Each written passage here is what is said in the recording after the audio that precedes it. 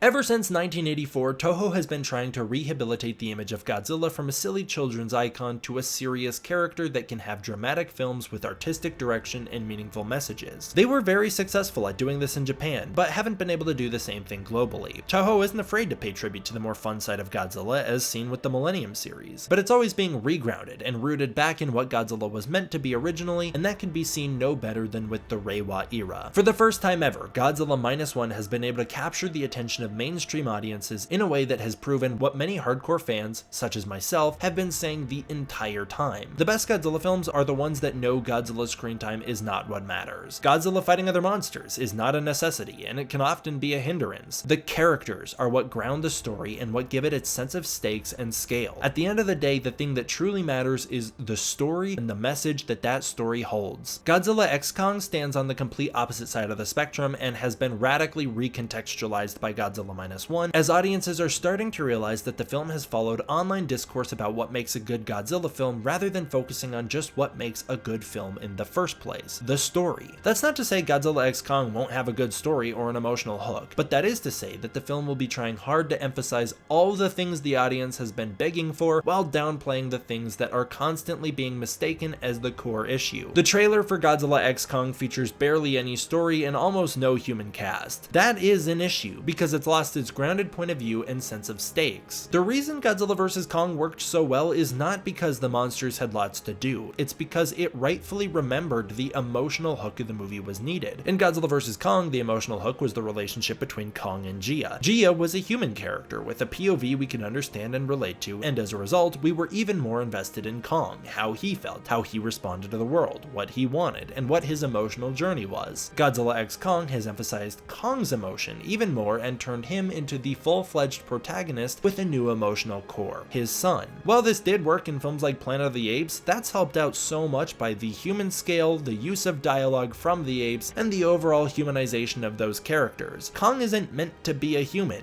he's a monster, and you do lose something by turning him into a man. It's also harder for us to get emotionally invested with his point of view as he's on such an unfamiliar scale, and, well, when his son hasn't been received too well due to the design choices made. That's gonna be a harder thing for audiences to get over and get emotionally invested in. Among the criticisms for the Godzilla X Kong trailer is the very important point that is often ignored by many fans or downplayed. The scale of the film has been completely lost at times, with the camera being placed in the monster's perspective and the movements being hyper-stylized, resulting in them losing their weight. When looking at kaiju films that are praised for their use of monsters in the modern era, we see films like Pacific Rim, Godzilla 2014, Shin Godzilla, Godzilla Minus One, and even Godzilla vs. Kong. All of those films worked hard to constantly root the monsters in the real world and to give them a sense of scale. Godzilla Minus One features the second smallest Godzilla ever, and yet he carries with him so much weight and is shot in a way that he always feels massive. Godzilla vs. Kong has hyper-stylized action sequences, but the placement of the monsters in the human world and the cutaways reminding us of the humans in that area always remind us how massive those creatures are. By placing the kaiju in a desert or in the Hollow Earth and having them move so quickly, the sense of scale and grandiose is lost. It's not about how fast they are, it's about the entire context around them. Godzilla and Kong look small, like two Hulks barreling towards the camera at the end of the trailer. And by losing the sense of scale that makes these monsters so impactful in the first place, all we've done is create two more superheroes in a world where superheroes are so common there isn't anything special about them in the first place. And by turning Godzilla and Kong into the Avengers, with hero shots like the one at the end of the trailer that don't have the proper context to root these characters in our perspective, we're reminded how limited these characters are in situations like this. Godzilla and Kong don't have the sharp wit, charisma, or relatability of Iron Man and many other heroes, but by transforming these kaiju into superheroes, we place them in a world where they're never going to live up to their competitors in the eyes of general audiences, and they'll seem dull as a result. And most importantly, by losing the sense of scale with Godzilla, which is the case for any story that devalues the human perspective, we lose what made Godzilla Godzilla in the first place. We lose sight of the fact that monsters are tragic beings. They're born too tall, too strong, and too heavy. They're not evil by choice. That's their tragedy. These These words, spoken by Godzilla's original director and the man behind most of the Showa-era films we love, Ishiro Honda, were spoken to describe the film Rodan, and yet it is that ideology that has made Godzilla so compelling. Even when Godzilla is a good guy, his actions still have tragic consequences. That can only be achieved through the human perspective. I don't think Godzilla X Kong is doomed, nor do I think it will lack heart or be bland in any way. I think the film will be an exciting spectacle driven by Kong's perspective. Hopefully it'll be done so well that it can prove, as a counterpoint to Minus One, that it can go both ways. But for the moment, audiences have spoken, and it's now become clear to more people than ever before that what makes a good Godzilla movie isn't the epic action. It's the same thing that makes any movie a good movie. It's the small-scaled, emotional beats shared between the cast and the way the characters respond to one another. The central core of the movie should be the story,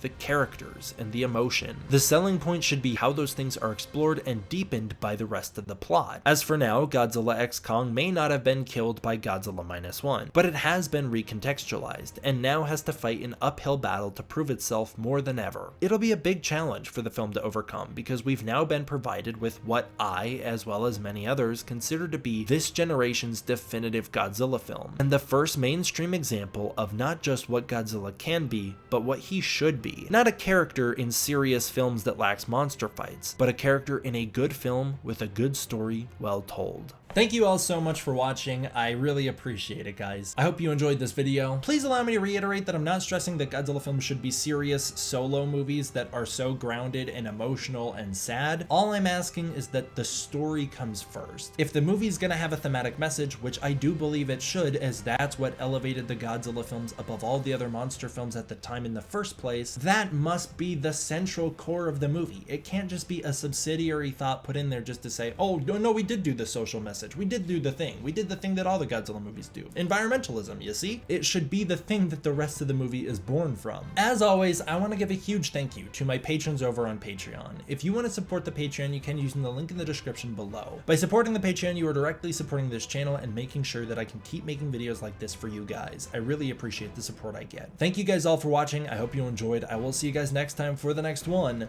D-Man out.